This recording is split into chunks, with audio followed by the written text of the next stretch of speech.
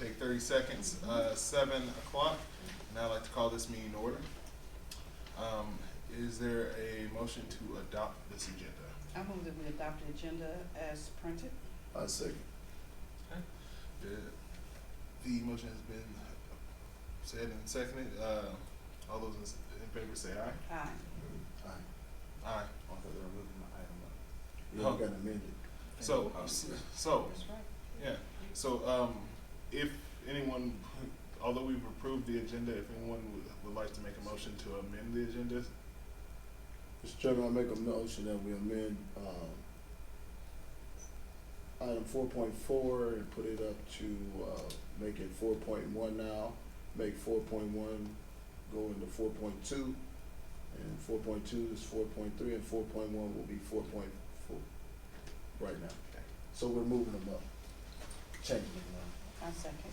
so to clarify, we, the motion is that, the motion that has been seconded is that 4.1 be moved to 4.1 be moved to 4.2, and that 4.4 be moved to 4.1. Am I correct?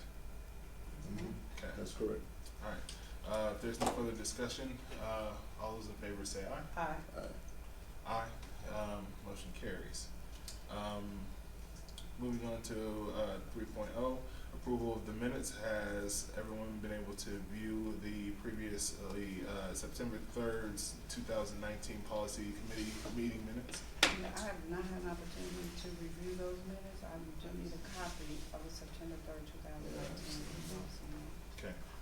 Need- Miss Pat, do we have a copy of our September 3rd, 2019 minutes?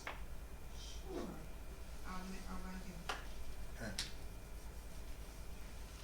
That is, not approved. So we can't approve it until it's seen, so I'm gonna let you guys, we'll wait for Miss Payton to be able to acquire this, but don't feel rushed now, cause I don't want you running. But, once, the meeting minutes can be, reviewed, then I will request a motion for the approval of them. All right, so until then, Until then, we can move forward and go on to, we'll come back to, the approval of the minutes, and we'll move on to, discussion items 4.1, which, is student handbook revisions. Okay. So what you have in front of you is just kind of a summary of really where we are right now with this. Yeah, we created a handbook committee to look at the revisions at the beginning of this school year. We have 11 committee members on it. We have a parent, the teacher, which is the head of the union, and we have 2 elementary administrators, 2 secondary administrators, and we have 4 district level, which include Ms. Franklin and Ms. Rowe, who are over elementary and secondary principals. So then we've kind of gone forth a little bit further, and we separated into small groups, and we started looking at one group kind of looking at the current practices, what we're doing right now, and I'll come back to that, but that's kind of where I'm going to stay. And then we have one group looking at how we could separate into elementary and secondary, because right now we have one handbook that addresses everybody basically in pre-K through 12th grade. So again, if you look at an offense, you look at the consequence, there's no separation for age. So it is wide range, which is good because you have so many students that are covered. However, what we're looking at doing is breaking up, separating it up, and trying to make it more grade specific and still give latitude for our administrators. Then we're also looking into RTI and MTSS along with restorative practices. And again, one thing I didn't add in here, we're not sure how the trauma-informed care practice is going to go in here. And then we're kind of looking at, again, what are other districts. Some of them are surrounding, some are a little bit further away. What are they doing, and how is that working in their districts? I have a question. Can you explain what RTI MTSS is for the community? The RTI basically is response to intervention, and right now we use it for academics. Basically, you have a tier 1 intervention, which is what everybody is expected to do. And so with academics, it's like everybody receives this amount of instruction, and then if that tier 1 instruction doesn't seem to be working, you intensify a little bit with a smaller group called tier 2, and you give them a little bit extra attention. Maybe you give them tutoring, maybe you have pull out or so forth, and then if that's still not working, you go to tier 3, which is more intense. And the same thing is with discipline, from what I've understood, because again, I'm not really knowing a lot about this, but for instance, the tier 1 with discipline, from what I understand so far, and I've just started looking into this, is here is basically the way everybody's expected to behave, and if they're behaving this way, there's no issues with tier 1. But then if we do have some issues, like for instance, maybe tier 1, let's say, is everything handled in the classrooms. And then if it's not handled in the classroom with quote tier 1, it has to go beyond that. The classroom teacher can't deal with it. Then they may send them to a buddy room or something like that. That might be tier 2. And then if that's still not working, you get sent to the office, quote tier 3.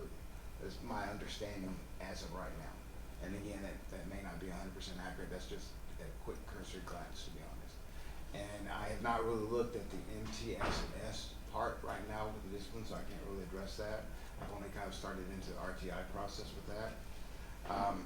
And the restorative practices, what we're looking at with restorative practices is basically looking at trying to put yourself in the position on what you've done, how to reflect on it, how you've maybe affected somebody else. And a lot of times, if you address things prior to them happening, you know, you can say, you know, how would you have this student feel if you did this to you? Kind of like the golden rule, treat others the way you want to be treated, but not just that. Okay, how would you feel if this happened to you? So it goes a little bit step further. It works on prevention, because the whole purpose behind a student handbook is to prevent certain behaviors and to make sure everybody's behaving in a certain manner. And so really what we're trying not to do is punish. We're just trying to make sure that everybody's safe at school and everybody's there for the right reason.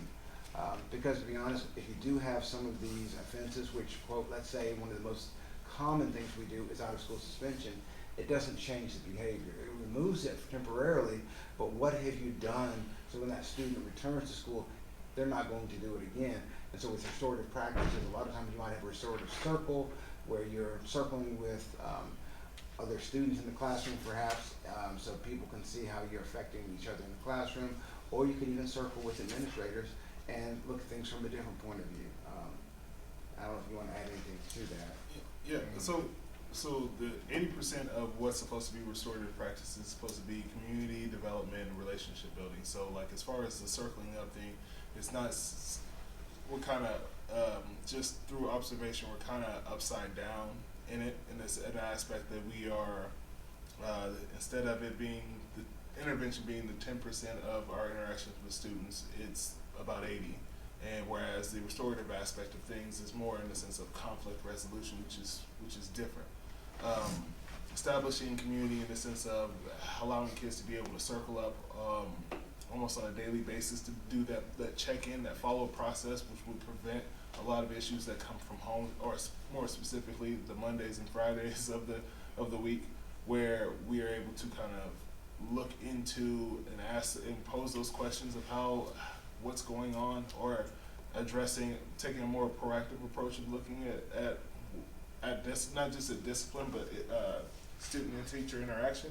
But the other aspect is also to move away from a zero tolerance perspective in the sense of being able to not so much as passively address discipline, because the measures in which we do suspend or in school or out school suspension, it will be necessary.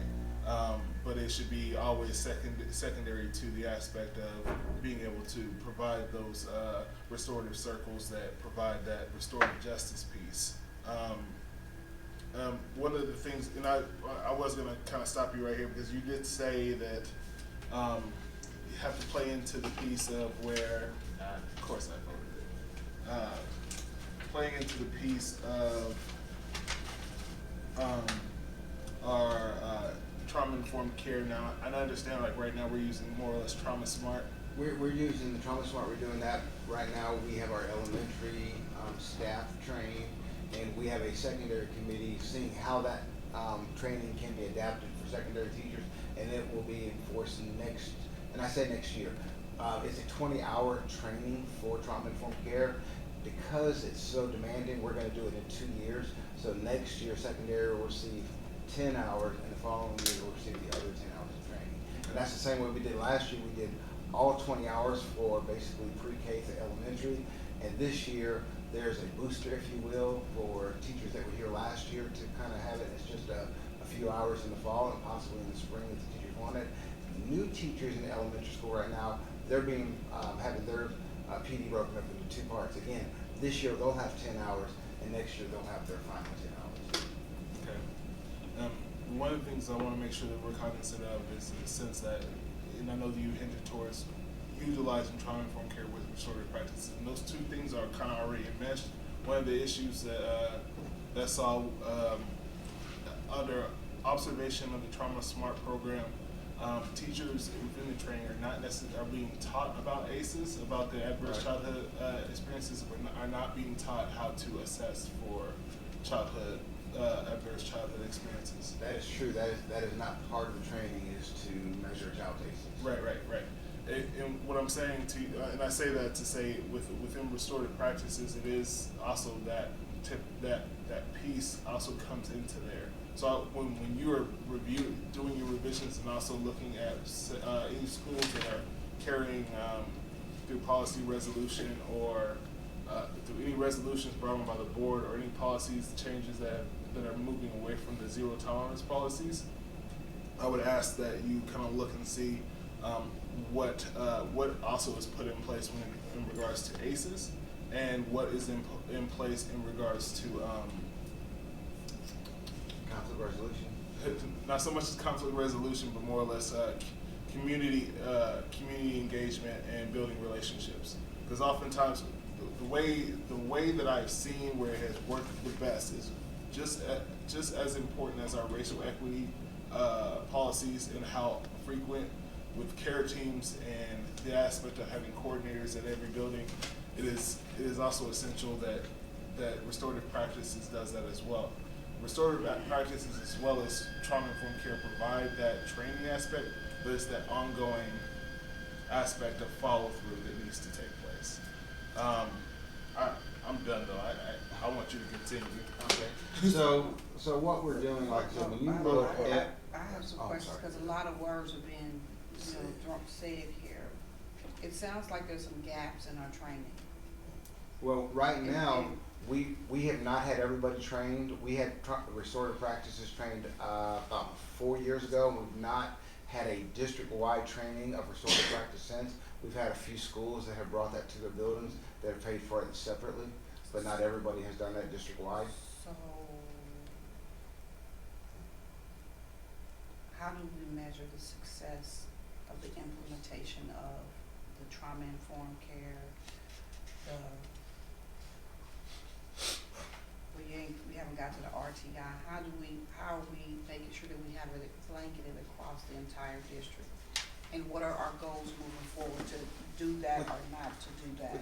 With the trauma-informed care, what we're looking at is trying to approach things a little differently. In other words, typically what happens in traditional discipline is student gets sent to the office and why'd you do that? And now the trauma-informed care is like, what happened to this child that would have made them do something like this? So looking beyond the discipline, trying to find maybe more of a cause so they can actually kind of address the cause to keep them from doing the discipline instead of just, quote, a punitive approach for an action.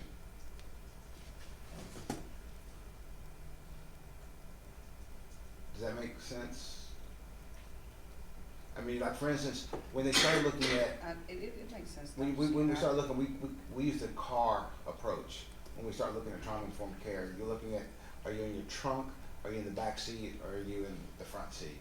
And of course, you want to be in the front seat because you're in control. If you're in the trunk, you're basically in a fight, flight, or freeze mode. And the question is, what do you need to do to move up through the back seat to get to the front seat? And and we also learned a lot of times, as we talk about our students, sometimes to be honest, teachers have trauma too, and they bring that with I'm them. experiencing trauma just sitting here listening to this because it sounds like we have some gaps. And and our discipline, and our trauma, our processes. And so I know that we're working on these things. But to just piggyback on what Director Watry just shared, the assessment of the ACEs. Right.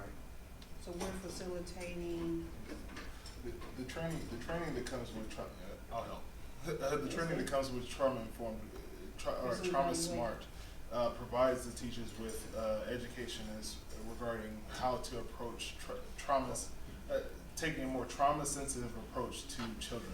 Like he was talking about in the sense of being able to approach a student to gather more information instead of coming in saying instead of coming in as an interrogator, you're coming in as a collaborator.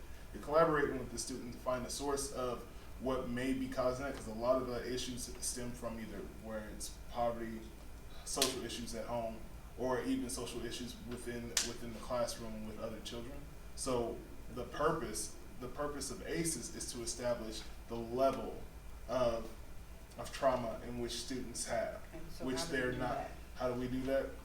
So how do we do that? We'll How have do to we look into determine I'm, the I'm, level? okay, Is it part of our package? okay, I'm only gone through 2 of the 5 trainings so far, so I've not gone through every bit of it, so I can't give you an answer for everything. But I do know when you start looking at some of the research, the adverse childhood experiences, the more you have as a younger child, the more issues there seem to be as an older child. And so, you know, what we're looking for is, you don't know necessarily who has how many ACEs coming to you.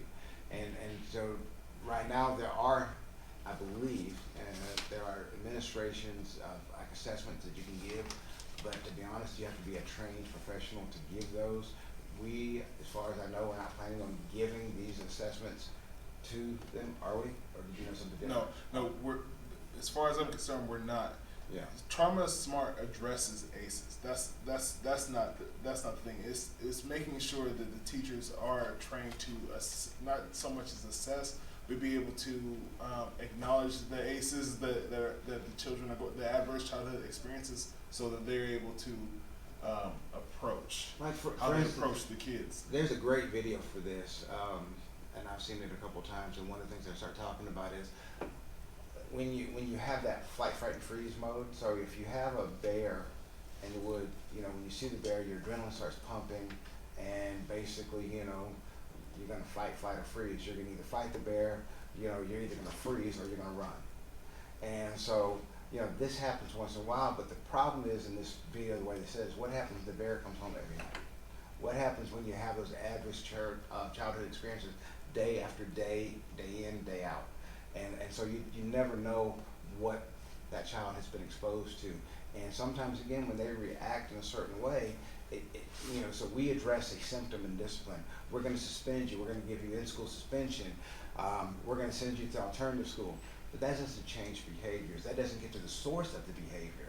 And so we're looking at trying to find out, okay, you know, what is going to help this child not make that decision again? How can we help that child, support them, either by giving them some type of therapy, giving them counseling, you know, not necessarily punitive actions. Where ACEs could be addressed, the ACEs scores could be addressed with the possibility of having more of a therapeutic stance in the schools, which I know that. And I'm actually bringing one on. Kids need therapy. I'm bringing one on Thursday night. I'll tell you all about it then, but we actually just signed a new MOU with Cornerstones for Care, and it's geared primarily toward pre-K and then family therapy for 11 years olds and up, but they're going to also do a few other things that I'll share on Thursday, and at no charge. Okay. Yeah, 'cause I was wondering, I didn't see anything on that. No. I mean, he's bringing it up. So I guess my question is you're gonna be working with our district with this, Mr. Wood? No, I Because just. I noticed that you. I'm just informed. One of the things, yeah, the reason why I know so much is because one, as I'm speaking from professional acknowledgement and also from experience and actually going through many of the trainings that have already been provided here. So when it comes to trauma-informed care, I'm training that. when it comes to restorative practice. I'm a trainer in that too. So knowing that the district is utilizing this and being able to, which is why Mr. Skinner is looking at me like, you want to explain it, is based on the fact that he knows from my professional standpoint, as well as my interactions in the district while working in the district before taking on this role, that this is actually was my expertise. I guess my next question is, I know that this restorative practice, and I know that this, all of this falls to students, but it just comes a time, I wanna know how effective we have really been. I noticed that once the kids, we've done all this in the elementary and we've done all this in secondary, and then now you're over to the alternative school because you did not still get it, I guess, when you was in elementary, and you didn't get it when you was over at the secondary, and it still keeps going on over at the elementary. Right. And I'm kinda lost because I I'm mean, trying we to figure have- out, when do we? We have issues and we are addressing them, but I will Yeah. tell you, if you look at the history over the last few years, we've had less out of school and less in-school suspension days across the board. We've had less superintendent hearings, but we haven't eliminated, we haven't gotten there yet, and that's why, again, we're looking for different approaches. And as the board has, requested, what can we do in our handbook? And so now what we're doing also is we're going back into our handbook.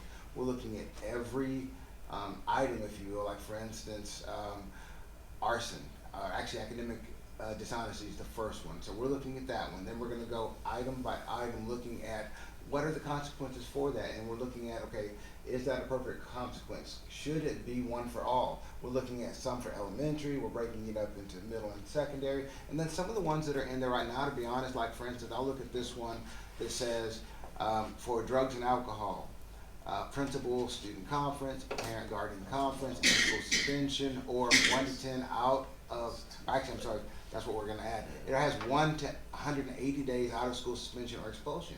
A principal can't expel and can't suspend past 10 days. So that's not reflective of what it should say. It should say 1 to 10 days out of school suspension or referral to a superintendent hearing. So we're going through and we're making a little technical changes to this to make sure they're correct. Then we're gonna come in and see where RTI, MTSS, and restorative practices and trauma-informed care can affect the handbook. So the goal is, we're meeting, we've already had 3 meetings, we're gonna continue to meet, and we're gonna bring a draft to the board, hopefully in February, give you a chance to look at it, and that still gives us time to, because again, we still have 3 months of school or so at that time that we can go out a little bit further if we need to. It used to be that February was crucial to get it done by then, because we had to print hundreds and hundreds of copies of handbooks. We don't do that anymore. We print about 50 copies per school, and then we put it on the website. So we can have a little bit longer time if need be. And then depending upon what we put in this, it may require that we do additional training for our teachers too. So there's a lot of facets with this, to be honest, at this moment. Well, I'm hoping that we will, I would like to see at least something before, some type of draft in December. I see that you guys have met 3 times, and it looks like you guys are gonna meet 4 in November. Have you met already in November? We've met once, we're gonna meet again actually next week. And then, so you're gonna meet in December too? But we're going through that item by item. We're not ready to bring a draft to you yet. Okay. Okay. We spent a So, lot of hold time on. we've actually spent a lot of time This, on this, and this is very important. Last question. Well, last question to you. As you are reviewing, I know you said that, so the goal is to bring revised handbook to BOE in February of 2020. Is there any possibility, like, I think I asked you this just right before we get started, at attending this, not so much in the sense of looking at, watching your process, if that's fine? Yeah, that's fine. Okay. So what is your meeting? When's the next time you meet? Next, I know it's the 20th. Let me hit the time real quick. Give me 1 second. We're gonna meet at 9 o'clock on the 20th in the CNI Student Services Conference Room.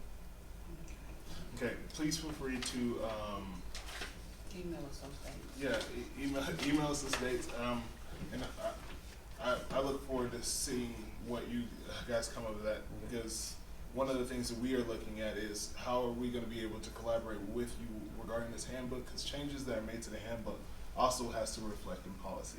Right. which is the reason why, hopefully we take the time that is needed for this to be able to make sure that our policy matches. Is this just something I need to email the three of you on? Yeah, this is, Yeah, you can, yeah. please, And then we can filter it out Okay. and the policy report during the board And meeting. cause I will tell you, right now, we have 4 meetings. We have, this one, we have December 5th, and then we have 2 in January already scheduled. okay, And we figured we could schedule more as needed, because we will need more to be honest. That's still not gonna be enough. okay, and be able to share information regarding any other additional information you need from the board, or the board request any information from you. Yeah, I mean, right now, that's it, you know, like I said, we're looking at everything in here, like for instance, even the bus discipline. You know, we're really trying to examine everything in, as far as, you know, when we start looking at the A all the way to Z, that falls in there. We're looking at every item, we're looking at the description of the item, and we're looking at the dispositions, and then we're gonna come back in with the RTI, the MST, or the MTSS lens, and the restorative practice. How can we implement this in? How can we change this? Because right now, we haven't put anything in any of these with restorative practices or RTI or anything like that. That's where we're gonna come back in and after, because I mean, to be honest, if nothing else, some of these other, revisions, what we're talking about, are needed, because a principal cannot suspend for 180 days.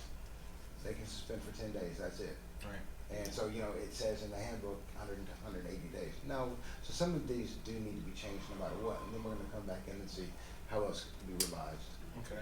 And how often are you updating the education committee on this Um, information? I mean, it's been a kind of standing item, so we have been talking about the progress. It was on for the last 2 months. And I've collaborated with Director Abram on making sure to address this issue together, and there may be a time in which our two committees may meet to address your one, so you don't feel like you have to repeat yourself several times throughout the week. But what I would like is just for us to, if anything, the information that you get regarding the what other districts are doing, if you find something that's prominent to reflect what we might possibly need to be doing, especially as far as the size, the cosmetic look of our district that mirrors that, please feel free to. Yeah, like I said, the one thing that the committee agreed on very quickly is that, you know, it definitely needs to be updated because some of this was outdated dispositions. And we said we definitely need to have something for elementary versus middle and high school, because again, secondary and elementary, the options are the same right now. Right. And really, to be honest, the options need to be a little bit more age appropriate, while still allowing the principal or administrator, you know, enough flexibility to have their own judgment involved. Okay. Well, thank you. So, all right, if there's no further discussion regarding this, we'll continue on down the list. So to 4.2, which is MSBA policy updates. Ms. Johnson.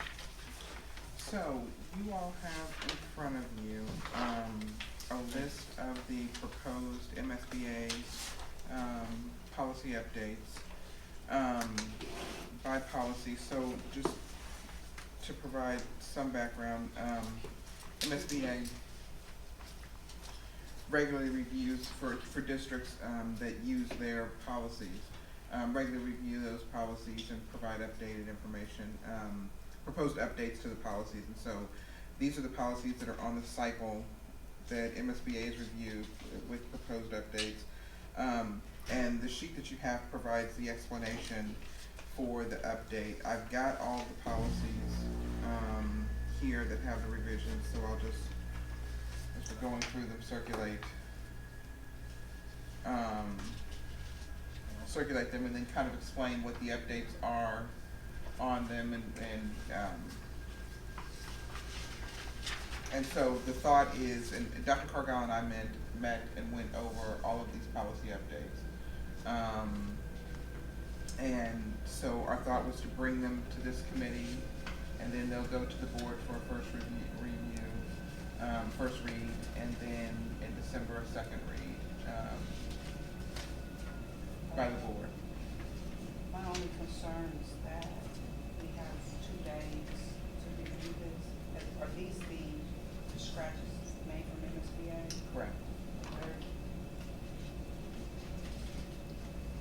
So in other words, this committee is being given this 2 days before the board for their first reading. And then we'll come back Month. and read it for the second. Yeah, I definitely need time to review this and process. I wouldn't wanna try to process this sitting here right now, cause one thing I've learned about policy is that it's very hard to undo something when you do it. So it definitely warrants the time and attention, even though it must be to make sure that it fits the needs of our district. So, would you like for me to go through The one C. these? Which one, all these three? No, not those. These are different. I was- That's pertaining one policy. This reference is pertaining to the first one, but she's Oh. provided overview for. Yeah, I got that piece, I understand that piece, I'm looking for the documents that look like this. I've got a whole stack of them. No, no, I don't want you to go through all of those right now. No, I mean, She's talking about giving this part. yeah, you want me to go through the summary Yeah. changes so that you understand when you're looking at them, what you're looking at, what the revisions are. Yes, please. Yeah, That- yes, please go through the summaries listed on these two small sheets of paper. Thank you. So that we're not sitting here, she has the larger copies, but as far as the summaries, they're just right here. Yeah, I mean, I can do this however you want me to do it. You want me to talk you through You can just talk to me a little bit. Yeah. these changes. So, the first one is policy BCC. And MSBA has updated it basically to address the board secretary and treasurer positions, to make them more relevant to present day practices. There's nothing in that revision that's controversial. It just essentially updates the board secretary and board treasurer positions. Generally, those positions are held by, and in this district, those positions are held by staff, and MSBA recognizes that, and so the revisions to these update the responsibilities to be more consistent with what those individuals are generally doing. So you'll see that there are sections that are inserted, and then also sections that are deleted, but that's the purpose of that revision.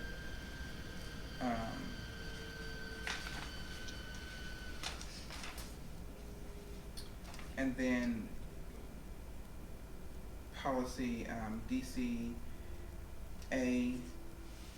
or it's AP1, it's the administrative procedure. Actually, let me come back to that one. Let's look at DFA. Yeah, feel free to do the ones that you feel are significant. You don't have to kind of revise, give us an overview of all of them. We can, we'll read. Thank you.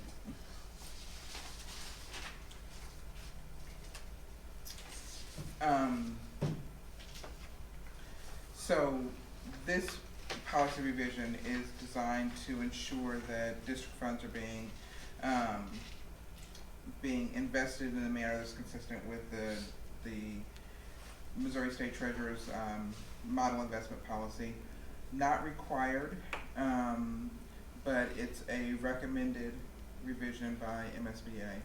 I mean, we're not required to utilize the model investment policy, but it's recommended, and so the revision has been written to address utilization of that policy. Where is that policy at? The model investment policy? I mean, I can certainly get you a copy of the Yeah, model that'd investment be nice policy. to provide that copy. Let me get.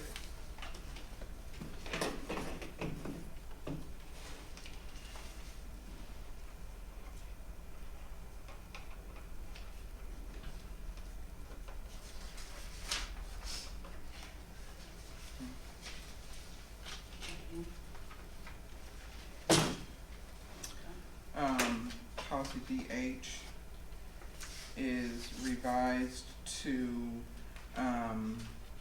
address bonding. Mr. Walker. Thank you. It it's really designed to ensure that district employees that are, functioning in the role of treasurer or treasurer essentially, are bonded individuals. In our district, Shelley, Ms. Wesley is bonded, so, you know, we're already in compliance with this policy, but, MSBA just recognizes again that, there are employees that are performing those functions more often than actual board members that are elected performing the function of treasurer. So this, ensures that if there's an employee performing that function, that employee is a bonded employee.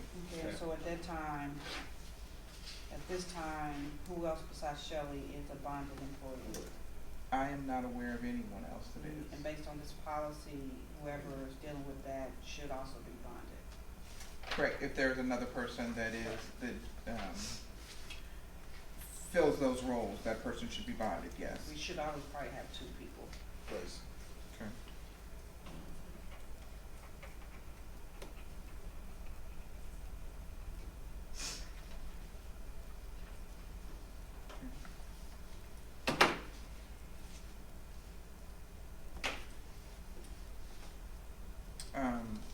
Policy DI.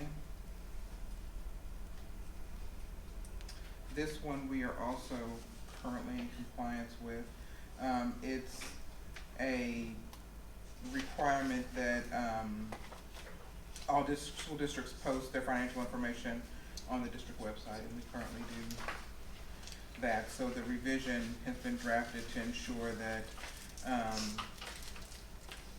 information is either posted on DESI's website, a link to DESI's website with our financial information, or it's posted on our own website. And currently, our financial information is posted on our website, so we're in compliance with, the revision on this policy, the proposed revision. The only question I have about this is that I noticed that in this first line, it says the superintendent should be responsible for receiving and properly accounting for all funds of the school district. Why has that been scratched out? Because we take recommendations physically from the superintendent.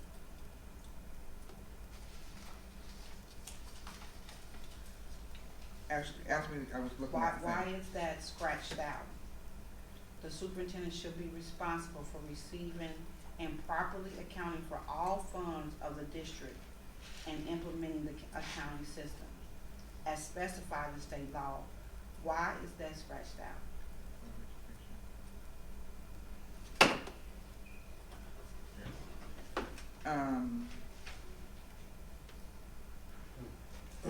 Because the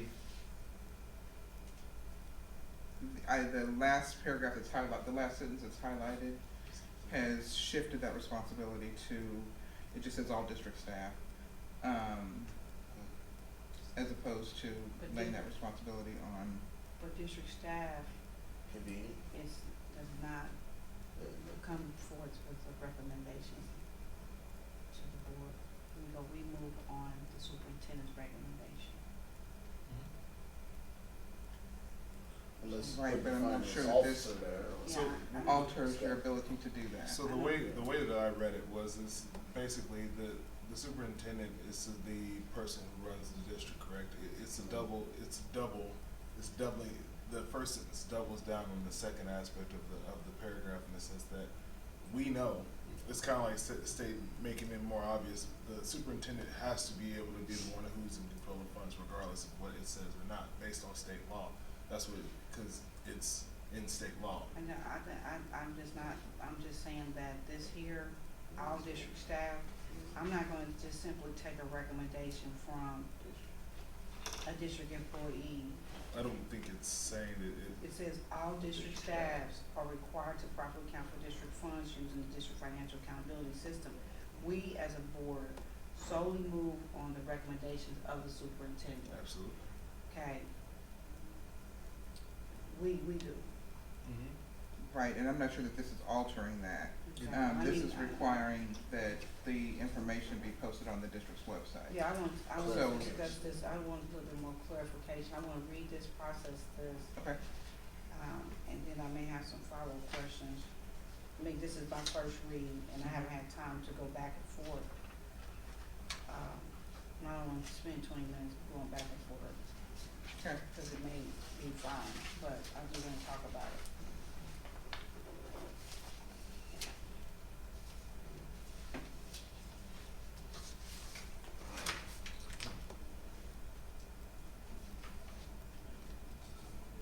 We wanna make sure that we get the Board of Education copies of these well in advance. Because Dang, they need to read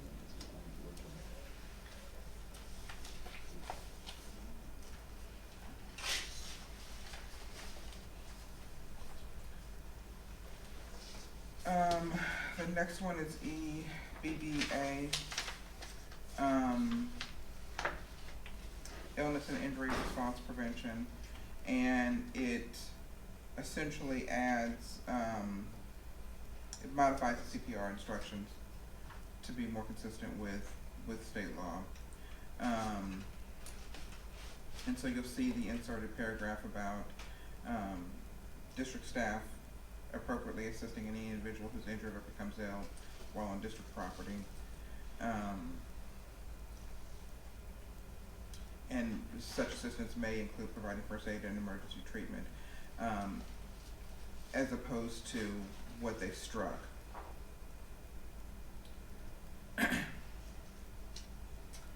So, are most of our people trained in first aid and CPR?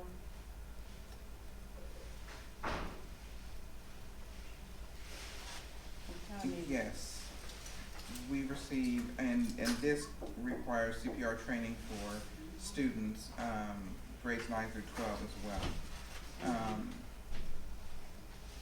The staff and students, are currently receiving CPR training. I didn't heard that. I would like to know how many Yeah, percent of students too, because if that's the case, this is first hearing of that. I do know that the staff does the training, but as far as how many are trained and how many of our students are trained, that would be good too, you know? Alright, you get the answer.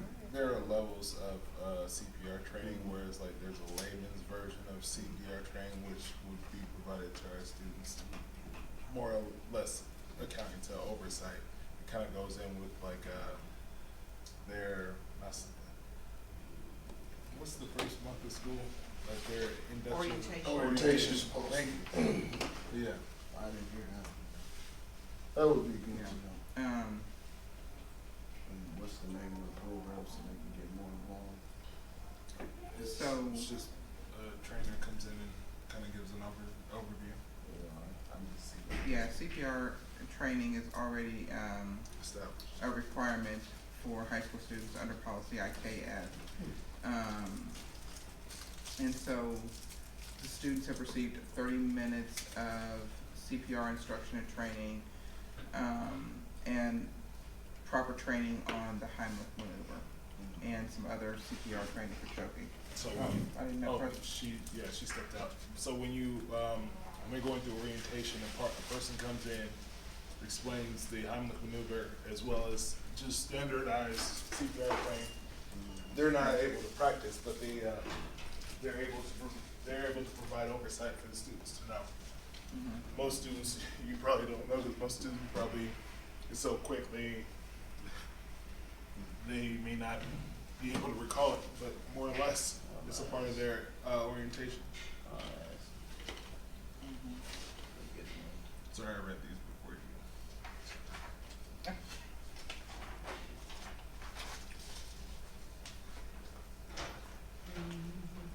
Because I kind of had the same question and I had to go back and check. Mhm.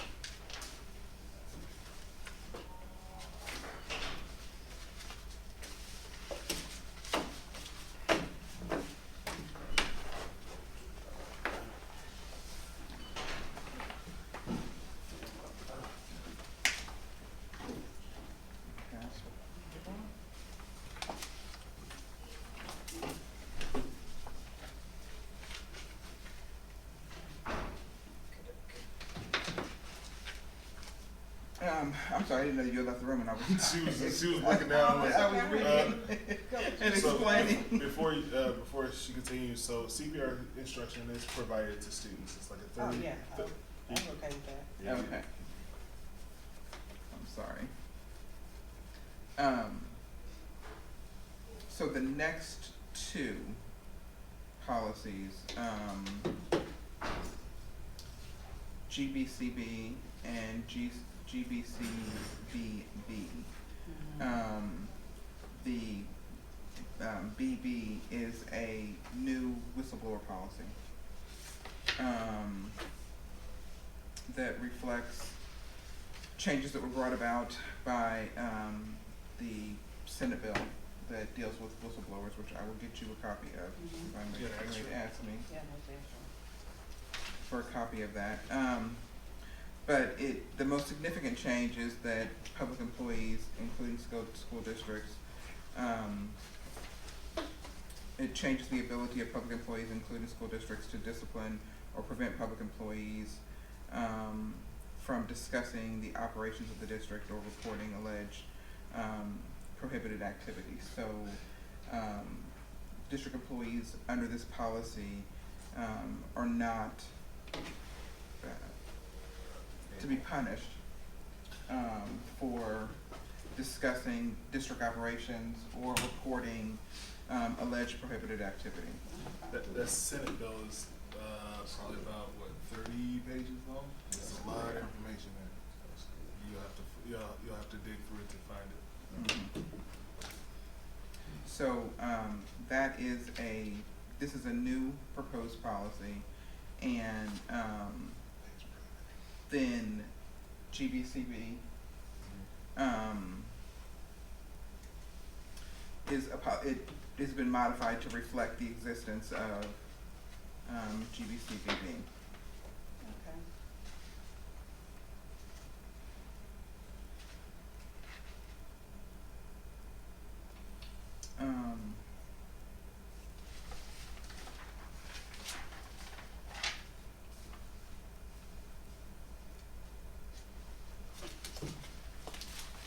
Next is GCL.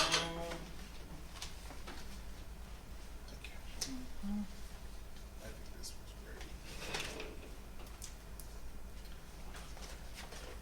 So this policy has been expanded to include new activities available to teachers to continue their professional development, including local business externships and dyslexia training. So you'll see it's a new inclusion on page 4 of the policy. So the highlight area is a new addition to the policy? Correct. Okay. Alright. We need all the PD we can get, especially if they can find some discount rates on their take it back. The next one is JGGA, seclusion, isolation, restraint. So the requirement for annual training on seclusion, restraint, I'm sorry, has been removed. The what, the train's been removed? No, the requirement. The requirement. The annual requirement, so like they would have to, so when it comes to MAT training, usually MAT training, you're certified for 2 years. But even though you're certified for 2 years, the policy beforehand would have had you doing it every year. So it removes the annual requirement. And then what is the requirement, if it's not annual or biannual, By expiration of the certification of the training you receive. I mean, it's just.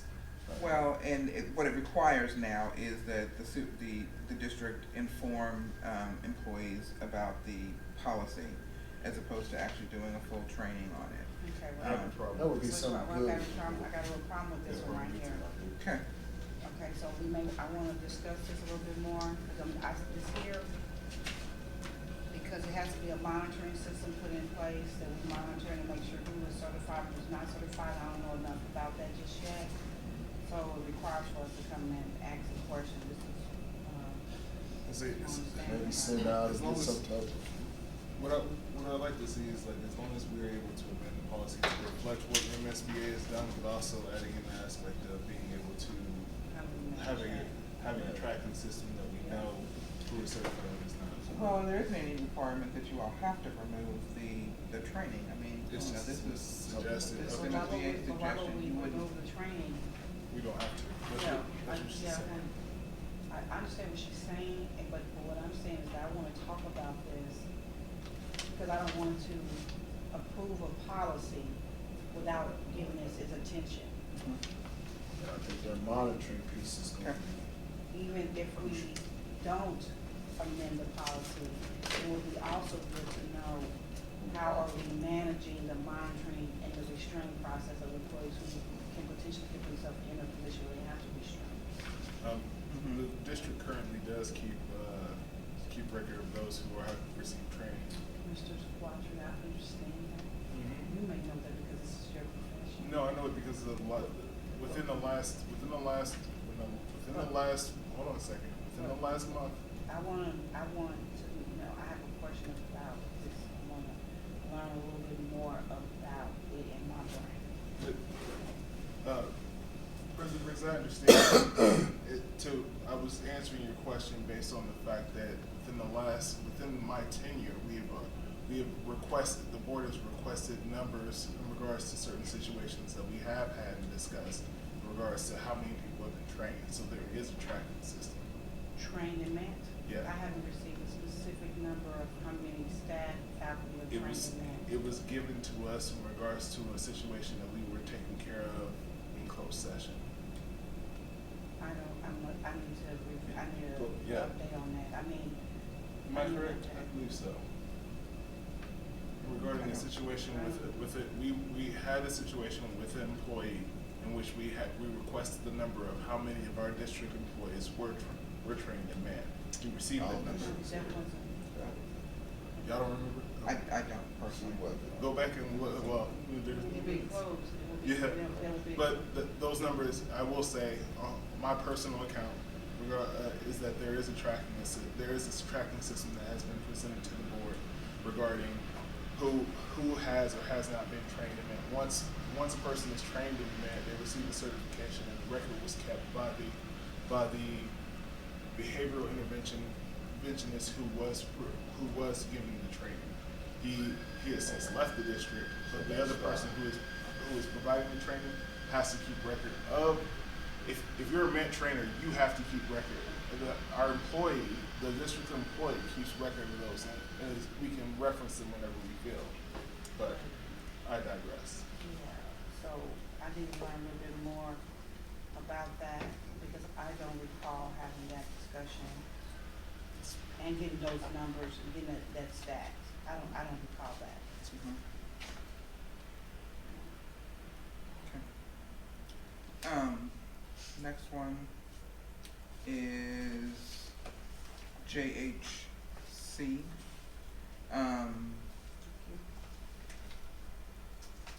Which has additions on reporting chronic illnesses, essentially. School nurses and districts having the requirement to share information about vaccinations to the CDC.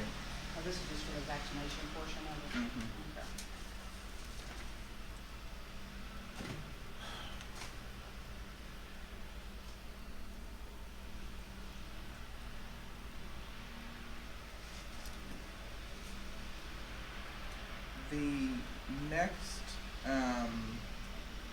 The next policy, JHCD, is one that we're working on revisions to.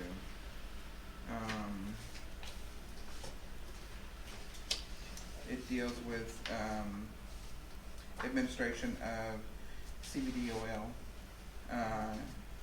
And so the MSBA proposed policy, I expect to provide revisions to the board on. So I certainly wouldn't recommend review and adoption of this one at this point. There's some, information that's been addressed in some of the legal workshops that I've attended that I think garner some revisions to this proposed policy, and I think that's consistent with what, some of the other area districts are doing as well. Do you have a timeline on when you want to get the first, need a discussion on this? On this particular one, Mhm.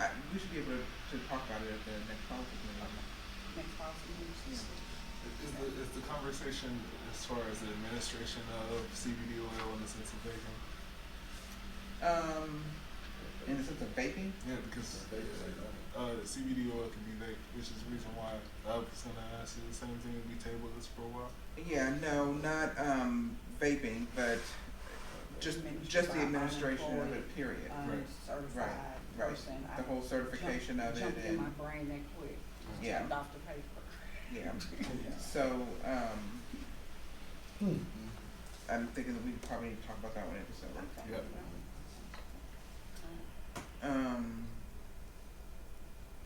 And then policy KK.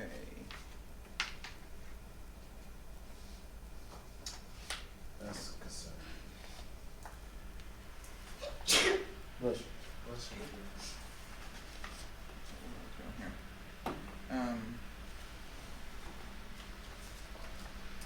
Yeah, so the only revision to this policy really deals with, it's the insertion of a few paragraphs that deal with, visitors coming into the school and, ensuring that when parents and other visitors come to the school, they're not disrupting class, learning. So it's not anything that's necessarily controversial, but certainly needs your review. Okay.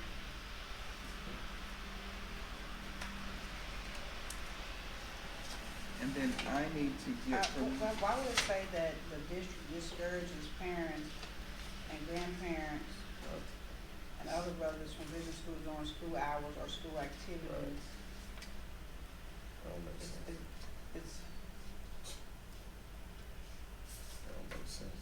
Tell me where you are. Supposed to- On the second paragraph, third sentence. It's the last sentence. Oh, or the last one. I'm just kinda just. Second. Second paragraph, last sentence. of the original document, Mm-hmm. Of the. or of the highlighted section, okay.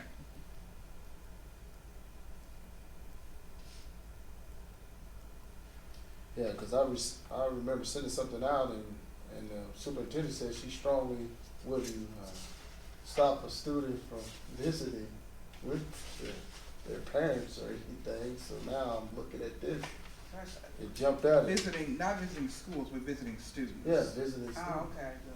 Yeah, that too, communication. Parents. She said she wouldn't go, she wanted to, or she would love to see that. It says the district discourages parents, Yeah. guardians, grandparents, and other relatives from visiting the school during school hours or school activities. No, visiting students Visiting during school. students, yeah, during school hours School Yeah. activities. or school activities. So Why not? I check on them So- all. the idea is, Discourages it. well, it says it discourages based on, it's not saying that they can't, it says discourage, it doesn't say shall not be, but what it says is that, the reason why the policy was put in place was because the policy is to help ensure that parents and other visitors will not be allowed to disrupt the educational functions of the school. Right. So it's put there so that if, for instance, a visit becomes distracting, that person can be removed. Yeah, I understand that, but what I'm saying is when you go to the school, you check into the office, so the office is the one who's bringing the student down to the office. So you're not going to be predominantly walking by yourself, and I hope that that's something we're not doing. Every time I go to the school, they call the child down, they don't let me just walk to the class and bring them out. That's why I'm kinda confused, and I think we need to look at that a little bit more later, but. I mean, the discouragement aspect would be like even removing, they care from class, you're removing them from instruction, so I think it's to discourage like a lengthy, it's one thing to go check on a kid, but it's another thing to occupy 30 minutes of that kid's time when that kid is in an hour classroom. Hey, it's a generalization, but it's a Well, I'm getting mine. Yeah, it's designed to.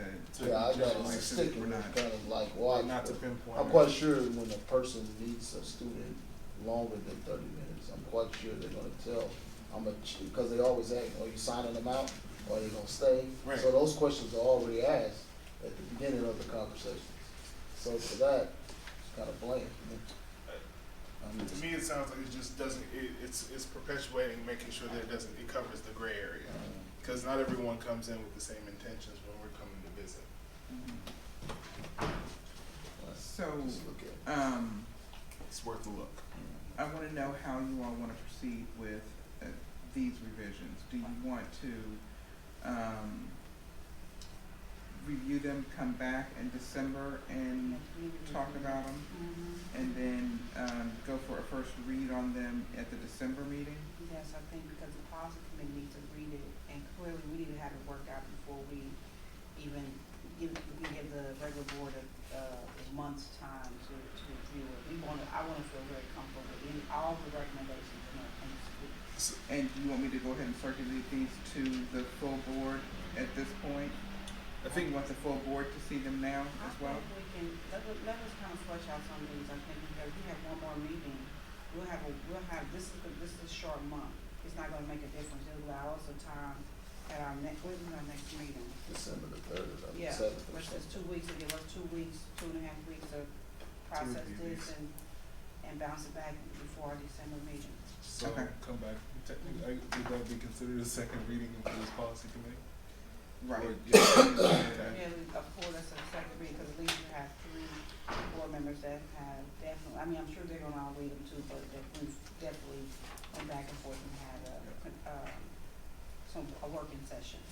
Okay, and Yeah, so it's gonna be a work then that means that you're gonna, after your policy committee meeting, but before the full board meeting in December, you'll want them sent out to the board. Right, for the first read, For the first reading. yeah. Okay. And we'll have our working meeting, this will be added to during our update, when Cecil does the update, this will be added to the agenda to be added on to our committee agenda for approval with this explanation. Okay. So moving on to discussion item. Sorry, I took my glasses off. Discussion item 4.3. That's what we just said. No, we were at 4.4. I'm sorry, I was reading it by it's 4 points. I was reading it verbatim. Student discipline policies. As chair of this committee, I provided the number for these policies and asked that my colleagues review this because one, as we address Mr. Skinner coming in and doing revisions to the handbook, it's going to be imperative that we are versed in these policies. The majority of these policies actually pertain to, with some of the exceptions of JGGA, the seclusion, which is also added to this, that we will have to reflect upon making sure that the handbook lines in with policy. That being said, and I didn't get a chance to say it while Mr. Skinner was here, but the one thing that I want to ensure is that teachers also following these policies and protocols with fidelity. Half of the issues that we're having when it comes to student discipline is a comorbid event. Comorbidity means the fact that it's two things playing off of each other. When I speak on this, I speak towards students and teachers, where we have teachers who are providing referrals to principals, overwhelming principals with referrals with no direct contact to parents. So at the time in which the threshold has been set so high for students' behavior that it actually gets to the point where it gets to the principal's desk and the principal has to call home, the parent has no idea of it and their kid is being suspended immediately. So we have parents who are mad because their kids are being suspended without reason because they have not been updated by the teachers who have made multiple referrals without calling parents home. what I wanna make sure that we do is, when it comes to this handbook, is also that it matches those things so that we don't have to continue to hear about the discipline, issues that we're having at the schools, and that we can address it from a proactive standpoint. If you've reviewed any of these policies, feel free to add to this discussion. Well, I know what I'm gonna do is I'm gonna review them again, but today I was hoping that we had Full team. the team here to kind of discuss where we are in detail, in some form of detail, which that did not occur today. We kind of got a framework of where they are, but hopefully by the time our next meeting takes place, or when he sends out the invite to the task force, we can have a more constructive conversation to ensure that this stuff aligns with policy. As chair of this committee, I made sure that Dr. Skinner would be here to provide oversight towards the revisions, and that he is aware that this policy had received the discipline policies for review. That being said, this conversation is going to be an ongoing issue in which this policy committee will continue to address, not just with the handbook, but with this student discipline policy as a whole. I had him present this because this lays the foundation for the discussions that we will have moving forward. I know that they did pass out something up at Smith Hill. We have to address something. We're gonna have to address it. I mean, we just keep putting Are you referring to the reset? discipline in general. We're gonna have to do something before, this committee is gonna be behind. And they're moving at a snail's pace because we've been talking about discipline for 2 years. We brought all the surrounding disciplines from each school district already. They've had that in years and years. We've had the hearing officer in here. And this is just getting put back and back. And I'm hoping that we're gonna have to address with the incident that just recently occurred, as we all know, and we're gonna have to do something. There's no way we can just keep overlooking this and having these things, because this is serious now. And I'm hoping that we can get something out of this. This group, that's fine, but they're moving at a snail's pace. We need to address something just like we did over Smith Hill. We need to address something over at Ruskin too. Which is the reason why I stated, and Dr. Skinner is aware of this too, is that we are in collaboration with the Education Accountability Committee regarding the issues of discipline, because although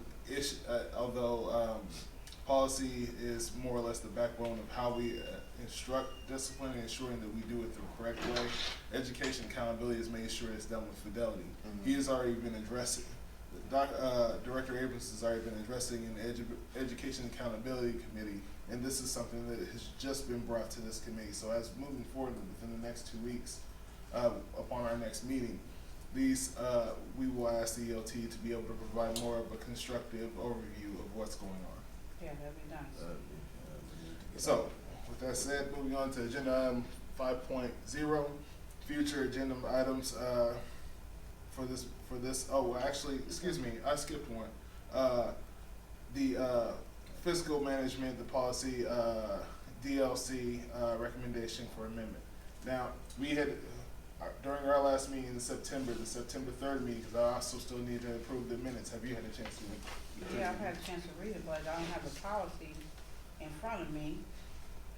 Did anybody print that particular policy? The policy DLCA, the recommendation for amendment. No, but it's in your minutes as far as the policy states. It is the policy in which we discuss when it comes to the National School Board Association.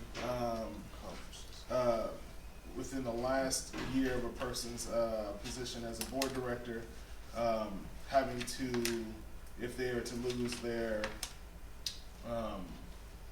if they're to, if you're to lose your election or step down, then you would have to reimburse the district for the funds. We had decided already that this would need to be deleted. That needs to be deleted.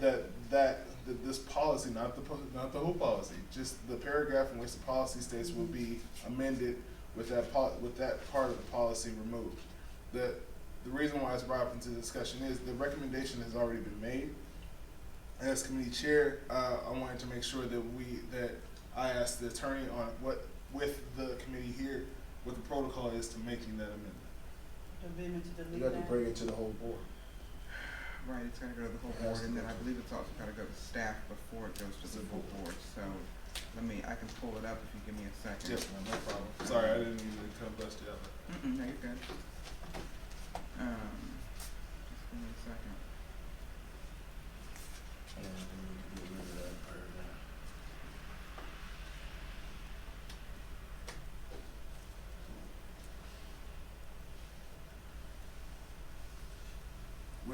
With knowing that it needs to touch staff, like staff needs to weigh in other I words, think it does. Let me yeah, just- requesting a recommendation, it also provides,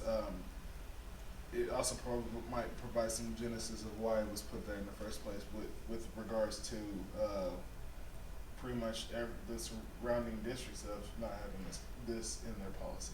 They don't have They it. don't. They don't have it, yeah. Right, they don't. yeah, So- it doesn't even make sense even being there. So, So- to give having staff review it first, to provide, and they'll make their recommendations regardless, but if their recommendation is, I would like to see the evidence and be critical or analytical of reason A, why it was put there in the first place, and B, that we as a board moving forward are able to amend this, cause, I don't even think they would know because it was done before our time. I've, So it wouldn't, I don't know. I've spoken to Shelley, who said that she might be able to provide some insight to that, but other than that, like I said, the idea is that a memo, just like all the memos that have been presented in previous meetings, a memo is to be produced in which a recommendation will be made and then moving forward through the board. Well, if we do that, I'll ask this be moved Expeditiously, Okay. gotcha. So- and get this out of here by December, before the new year. You know, And we can have all their proof sent to the whole board members. They can send all that, and make sure we put it on record that if they have whatever the proof is, send it out to all the board members, so by the December working board time, we can get that on out of there. I'll use the New same year. format as you. So if, So for policy proposals, that's policy BF, and, it states that proposals for new policies or revisions of current policies may be initiated by anyone interested in or connected with the district and must be presented in writing to the superintendent. that's the part. The superintendent and administration will review the proposal and make appropriate recommendations to the board. In addition, the district may utilize an outside entity that provides sample policy services and support. But we can't waive that. So, We could waive that without having them do it. no, so with the board's approval, I'd like to work with the attorney to make sure that we're able to provide that so that we can have this expedited quickly. I move that we work with our district attorney to create, the revisions to that policy. And the reason why we're having this discussion is for minutes purposes primarily. So with the motion for that, is there a second? Second. Alright, if there's no further discussion, all in favor? Aye. Aye. All those opposed? No? Okay, alright. So, now, 5 future agenda items, anything that anybody else would like to add to this agenda other than the fact that we are going to be discussing this MSBA policy review, update review, for a second reading, as well as, having, Dr. Skinner or members of the ELT team come back and review the student handbook revisions and provide updates regarding that. Anything else? That's gonna probably take a bulk of time. Mm-hmm. So, if there's no other future agenda items to add to this, moving on to 6.0, November 14th, 2019, regular regular session board meeting at 6:30. 6.2, December 3rd, 2019, policy committee meeting at 5:30. At this time, at 8:13, this meeting is adjourned. All right. Any questions? I see you. No, I was typing an email to turn it on. Carlisle about what the board decided to do with regard to the MSBA policy. Is it your practice that prior to the 24-hour notice period for your agenda, even if it's already gone out,